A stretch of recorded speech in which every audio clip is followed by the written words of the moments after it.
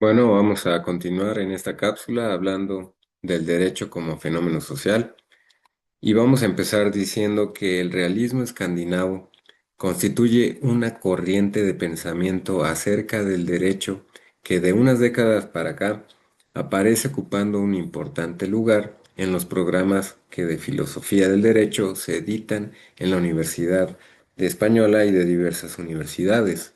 También se trata de un movimiento jurídico que de un modo que se puede calificar de original, trata de desnudar el derecho de cualquier contenido valorativo o ideal para presentarlo como un mero fenómeno espacio-temporal. Constituye un nuevo método de conocimiento del derecho que el buen conocedor de esta corriente ha calificado de tercera vía frente a los dos colosos del pensamiento jurídico. Ahora, también podemos decir, y se puede afirmar, sin temor a dudas, que la labor realizada por los autores que conforman esta corriente, también conocida como Escuela de Uppsala, no se corresponde con el calificativo de metafísica. En sus trabajos han tratado de presentar las bases que les permitieran construir una ciencia del derecho, o lo que es igual, un método de conocimiento que presentase al derecho como es y no como debe ser. Ahora, este afán de elevar a un mayor rigor científico el estudio del derecho anida una pretendida asepsia ideológica que preside todas las afirmaciones de estos autores. Se trata, en definitiva, de definir al derecho en su aspecto más positivo y empírico, teniendo en cuenta solo aquellos elementos cognoscibles a través de la experiencia y rechazando así todo lo que no puede ser comprobado o verificado a través de aquella. Por esto es que se debe de admitir que este cometido parece interesante y que los citados autores indudablemente han logrado en su propósito dar una visión acerca del derecho, que es nada despreciable, pero asimismo se tiene que admitir que en esa pretensión de asepsia hay una patente y por otro lado poco justificable abandono de los temas que siempre han preocupado a la filosofía jurídica. Ahora, pretender estudiar el derecho como un mero fenómeno, ceñirse solo a su faceta estrictamente positiva de coerción, es, a un juicio, mostrar solo una verdad o una realidad, a medias, porque indudablemente el derecho es un algo normativo. No se puede negar que el derecho es una fuerza vinculante sin cometer una falsedad, pero pretender reducir el derecho solo a estas facetas constituye también una falsedad comparable sin lugar a menor duda. Y ahora también podemos continuar hablando de que la escuela realista escandinava ofrece una realidad velada, una verdad, desde luego, si realidad se identifica como empírica. Sí que podemos llamar a esta escuela como realista, como se autodenomina esta escuela, pero si realidad se identifica con verdad y por verdad se entiende con Aristóteles y decir de lo que es y de lo que no es, parece ya menos precisa la denominación por la que este movimiento sigue siendo conocido.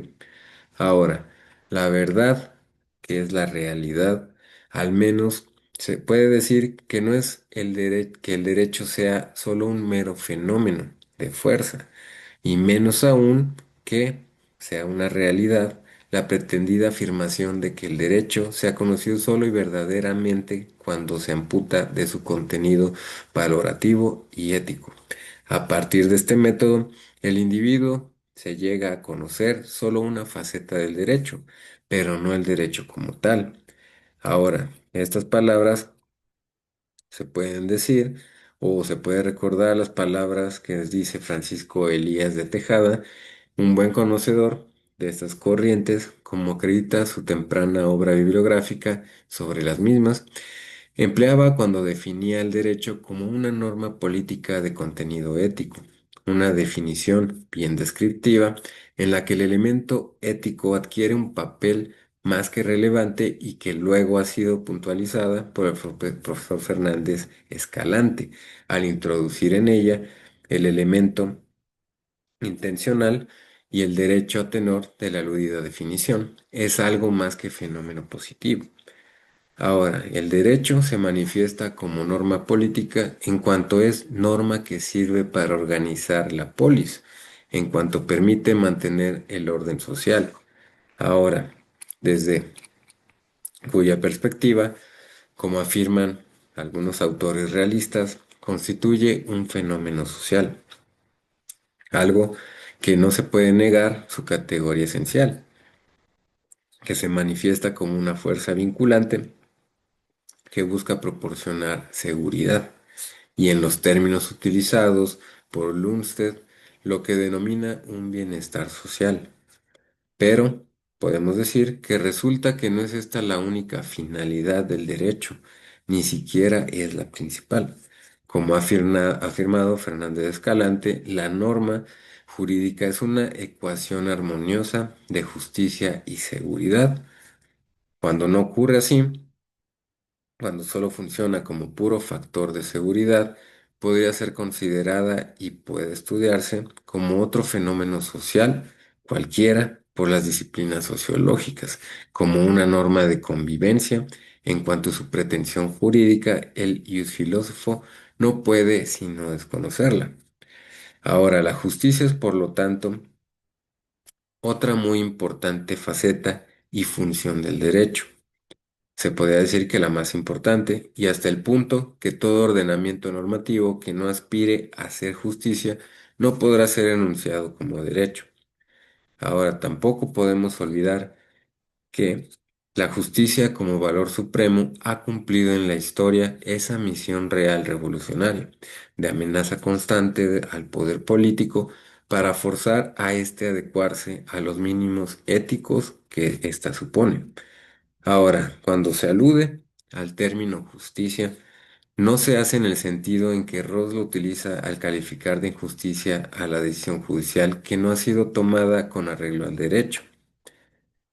Entonces, podemos continuar diciendo que esta aceptación del término parece impropia, porque la justicia no puede ser definida solo como la correcta aplicación de las normas jurídico-positivas.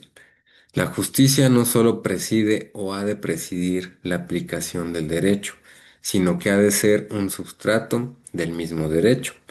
Y el derecho, en consecuencia, ha de proporcionar al hombre no solo un clima de seguridad o bienestar social, sino también ha de cristalizar y proteger los valores que las sociedades han conservado justos desde siempre, como la vida sobre la muerte, la fidelidad sobre la perfidia y el valor sobre la cobardía.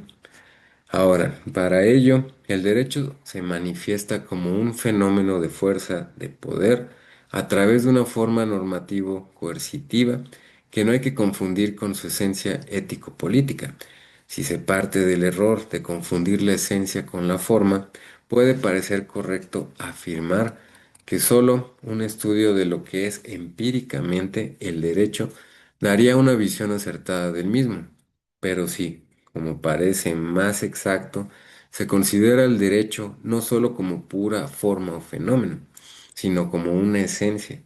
El método que pretenda conocerlo no se podrá reducir únicamente al estudio de su forma de manifestación, sino que habrá de cuestionarse también de qué manera puede cumplir aún mejor, si cabe su función ética, así como indagar cuál es esta. En definitiva, no solo se ha de estudiar para conocer verdaderamente al derecho, un ser empírico, sino también su esencia trascendente. No obstante, se puede decir que la corriente realista parece muy interesante como doctrina, no filosófica, sino sociológica, acerca del derecho. Y esto presenta o se presenta también como un fenómeno social. En su faceta sociológica se puede decir, y en tal sentido lo estudia.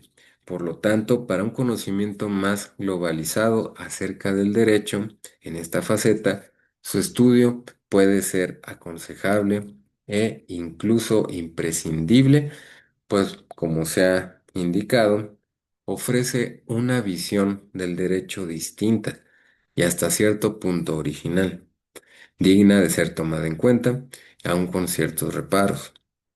Ahora, por esto, la intención es facilitar y en general a toda persona un conocimiento que simplifiquen un estudio de la mejor comprensión de esta corriente. Y por esto constituye un apartado clásico este realismo como para ver al derecho como fenómeno social. Entonces, se pretende también no dejarse llevar por el afán de investigar solamente cómo, cómo se lleva a cabo este fenómeno, sino tratar de comprender este fenómeno. Y hasta aquí de este realismo jurídico podemos decir también nada más que surgió en el siglo XX y surgió una corriente como corriente filosófica jurídica con el nombre de realismo jurídico y se presenta en dos variantes, la escuela escandinava y la americana. Y este movimiento que ha pretendido dar una nueva visión o interpretación acerca de lo que es el derecho, ha pasado a denominarse realista, como consecuencia de proponer un método de conocimiento que se pueda denominar empírico y que pretende estudiar al derecho circunscribiéndose solo a los fenómenos, a los hechos espacio-temporales. Y ahora hasta aquí concluimos nada más esta cápsula, pero también vamos a dar una definición rápida del realismo, de lo que nos dice Ferrater Mora, y nos dice que es la actitud que se atiene a los hechos tal como son. Así, sin pretender sobreponerles interpretaciones que los falsean o sin aspirar a violentarlos por medio de los propios deseos. Y con esto, de esta definición, concluimos esta cápsula y este tema del derecho como fenómeno social. Y en la siguiente cápsula vamos a ver normas, valores y control jurídico.